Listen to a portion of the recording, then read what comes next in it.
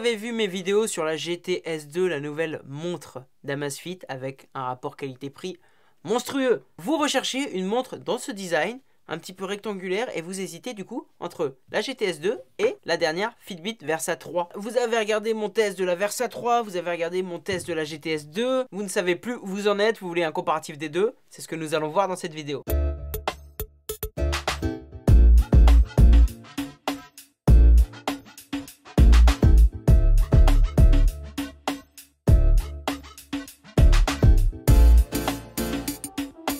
Bienvenue les amis dans Panacotech, je suis Mehdi et comme d'habitude nous allons découvrir ensemble, comparer ensemble la crème du high-tech. Si vous ne connaissez pas la chaîne, je teste et je compare des produits high-tech, notamment des montres connectées. J'organise tous les mois un concours pour gagner un produit tech, donc abonne-toi et mets la cloche de notification. Aujourd'hui c'est l'heure de ma vidéo comparative entre la dernière Fitbit, la Versa 3 et la dernière Amazfit, la GT S2. Quelle montre est faite pour vous? Voici le sommaire.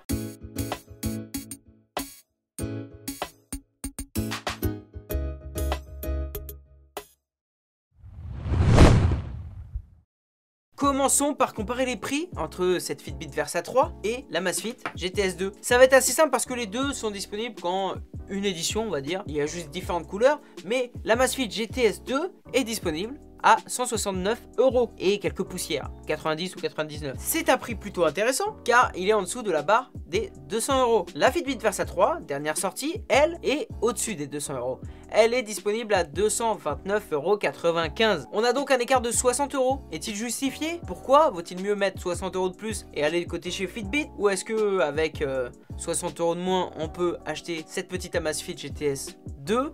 Dans tous les cas, on va voir si le prix vaut la chandelle. C'est parti, on continue.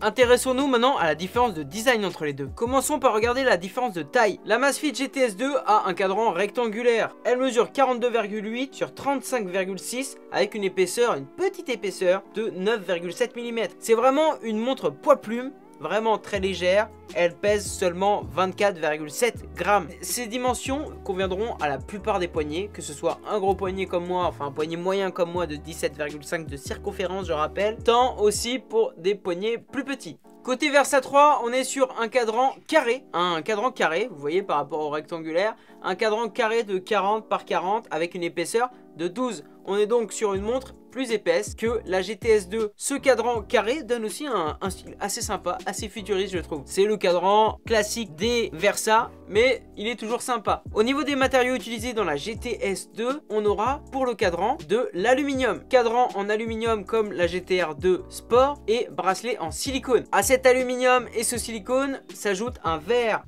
trempé Corning Gorilla 3, 3e génération avec un revêtement anti-empreinte digitale. Wami avait beaucoup mis en avant la technologie utilisée pour ce verre lors de la conférence. Ce verre est pratiquement aussi résistant que du saphir. La résistance est de 9H. Théoriquement, on peut seulement le rayer avec du diamant. Pour ce qui est des matériaux, sur la Versa, on est aussi en alliage d'aluminium. On va avoir plusieurs coloris. Je vous les affiche, je vous les montre. Ça va aller du or un peu plus argenté. C'est une des caractéristiques de la Fitbit Versa 3, c'est qu'on va pouvoir plus l'adapter au style, à notre style, au style de messieurs ou de mesdames. Le verre de la Versa 3 est un verre classique Corning Gorilla. On n'a pas le revêtement qu'à la GTS et donc pas la résistance de 9H. Parlons un petit peu de l'écran de la GTS 2. On a un écran AMOLED de 1,65 pouces avec une résolution de 348 par 442 pixels, soit 341 ppi. C'est un écran AMOLED assez plaisant au niveau des couleurs, au niveau de la luminosité. Il permettra facilement de voir en plein soleil lors d'une activité physique. Concernant l'écran de la Versa 3, on est sur un écran de 1,58 pouces AMOLED 336 par 336 pixels. 1,58 pouces, c'est un poil inférieur à la surface de la GTS 2. Mais vu que le cadran c'est du 40 sur du 40 au lieu du 42, on voit vraiment pas qu'il est inférieur. Et surtout par rapport à la Versa 2, on a vraiment un écran qui est presque bord à bord. Et la Versa 3 a donc un très bon ratio écran-cadran. Pour ce qui est du bouton de la GTS 2, on en a seulement un sur le côté droit. Il va nous permettre en un clic d'accéder au menu ou de revenir en arrière. Et en deux clics, 1, 2, hop, d'accéder au raccourci. C'est super intuitif, c'est un bouton pression avec de l'aluminium aussi en revêtement. Sur le boîtier, on retrouve aussi notamment le haut-parleur et le micro. qui vont nous permettre de répondre aux appels. Côté bouton sur la Versa 3, déjà le bouton ne se trouve pas à droite, il se trouve à gauche. Et en plus c'est un bouton sensitif qui a fait un petit peu ébat sur internet lors de sa sortie parce que beaucoup n'apprécient pas ce type de bouton. Moi j'ai jamais eu de problème avec, je l'utilise avec et je la trouve assez bien dans l'utilisation. Ce qui me choque un peu plus c'est le bouton à gauche au lieu d'à droite. C'est vrai que maintenant que je commence à en tester de plus en plus des montres, à chaque fois les boutons sont à droite, là c'est à gauche. Ça peut faciliter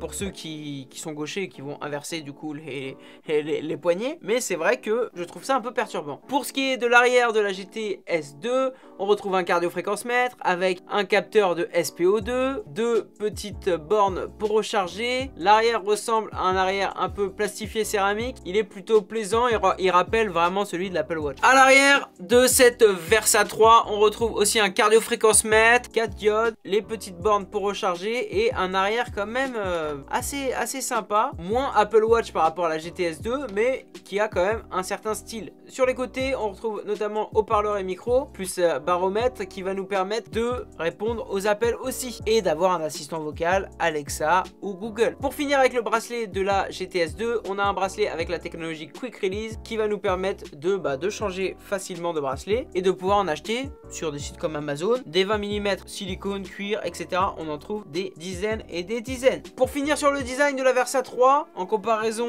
à la GTS, on aura une technologie de bracelet qui n'existe pas autre part. Et c'est une technologie mise en place par Fitbit, elle est nouvelle, elle diffère de la Versa 2. Il faudra donc acheter des bracelets spécialement pour la Versa 3. Ça coûte pas trop cher, je vous avais fait une vidéo dessus.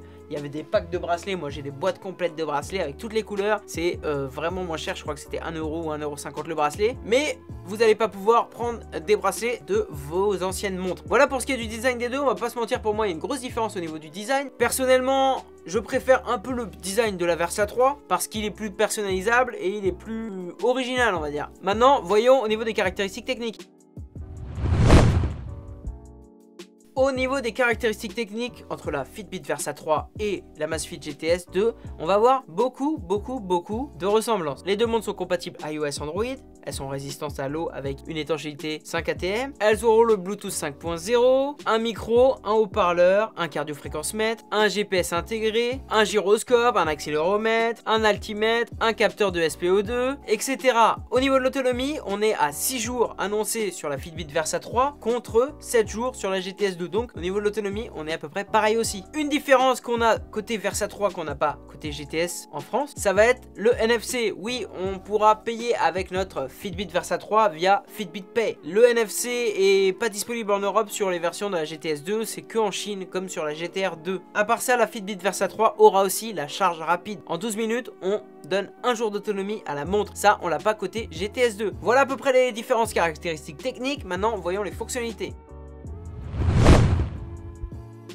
Au niveau des fonctionnalités, on va être un petit peu dans deux mondes différents. Parce que la Fitbit Versa 3 a un OS Fitbit qui est beaucoup plus ouvert que celui de l'Amazfit GTS 2. Car oui, avec la Fitbit Versa 3, vous allez pouvoir, en plus d'avoir les fonctionnalités présentes sur la GTS 2, qui sont le suivi de santé, suivi de stress, suivi de sommeil, suivi cardiaque continu, prise de mesure de la SPO2, qui est un peu plus compliqué à prendre sur la Fitbit Versa 3, mais qui a dû arriver avec une mise à jour. On aura la possibilité de télécharger des applications tierces. Je vous invite à aller voir mon test, mais vous allez pouvoir télécharger des applications de santé, de lifestyle ou simplement des applications de sport. Du côté Fitbit, on aura du coup plus de possibilités. On aura aussi l'assistant vocal, Alexa et Google bientôt dans une mise à jour qu'on n'aura pas forcément côté GTS 2. On aura bien entendu Alexa côté GTS 2 dans une prochaine mise à jour aussi, mais pas Google Assistant. Après côté GTS 2, on aura le suivi de sieste qui n'existera pas chez Fitbit, qui nous permettra d'avoir un suivi de sommeil sur des périodes allant au-dessus de 20 minutes. Voilà, une petite sieste de 1 heure, 30 minutes sera prise en compte. Sur les deux, on va pouvoir répondre aux appels. Sur la Versa 3, on pourra répondre rapide aux SMS que sur Android. Sur la GTS 2, pas de réponse aux SMS. Pour ce qui est de la gestion des musiques, avantage aussi à la Versa 3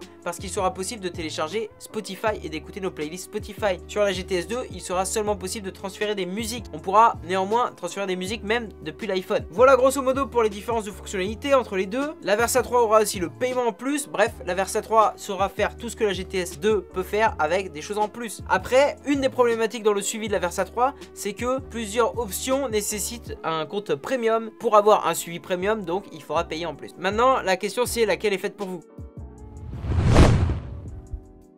Faut-il choisir la Versa 3 ou faut-il choisir la GTS 2? Déjà le budget il est pas totalement pareil, entre 169 € et 229 €. Il y a quand même 60 € en plus. Après il va vraiment falloir choisir entre un OS un peu plus ouvert et un OS plus fermé, moins cher. La Fitbit Versa 3 a de gros potentiel, un gros potentiel avec son OS, son suivi, sa précision, surtout dans le suivi quotidien. Mais elle a aussi quelques défauts, le bouton qui peut gêner certains et des fois le cardio-fréquence-mètre qui suit pas du tout au niveau de l'activité sportive. Les deux sont de très bonnes montres, je pense qu'il vaut mieux se diriger sur une ou sur l'autre en fonction du design. Déjà, lequel design vous préférez? Moi personnellement je préfère le design de la Fitbit Versa 3. Et sur l'utilisation que vous allez en faire, moi personnellement Spotify j'adore dans mes montres. Sur les deux je préférerais mettre un peu plus d'argent pour aller sur la Versa 3. Mais néanmoins la GTS 2 fait vraiment le job. Au niveau rapport qualité-prix, c'est sûr que la GTS 2 va gagner par rapport à la Fitbit Versa 3, qui pour moi a quelques défauts que je vous ai cités dans son test, qui peuvent vous faire basculer de l'autre côté. Merci d'avoir regardé cette vidéo, j'espère qu'elle vous a aidé à choisir entre les deux. Lâchez un pouce bleu si oui. Dans tous les cas, dites-moi en commentaire laquelle vous préférez et laquelle vous allez peut-être choisir. En attendant la prochaine vidéo, vive à fond, vive high tech, merci et à bientôt sur ma chaîne.